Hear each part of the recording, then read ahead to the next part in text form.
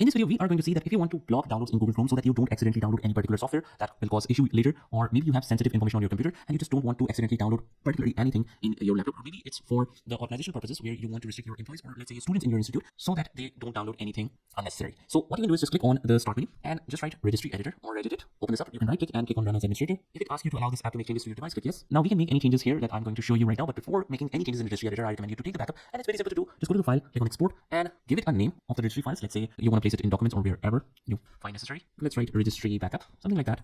Save. It will only take a couple of seconds, but once it is done, you are totally safe that whenever you play with anything, if something goes wrong, you can easily click on import and import the last backup. Like here, you can click on open and it will restore it to the original state. All right, that is done. Let's explore the option to block the downloads in Google Chrome.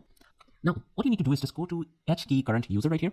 Go to software folder, then go to policies, and under the policies you need to find a Google folder. But as you can see here, we have the Power folder, we have the Microsoft folder, and not the Google folder, so we can easily create that one. Just right click here, go to new, and select key from here. Now name the key as Google, hit enter, and on the right hand side we have different options. Just right click here, click on new, and go to keyword 32-bit value. And you want to mention the name manually to download restrictions, but make sure that it is case sensitive and you need to follow exactly this one. Don't give any spaces, make it all capital like I have did, and also make sure the spellings are correct.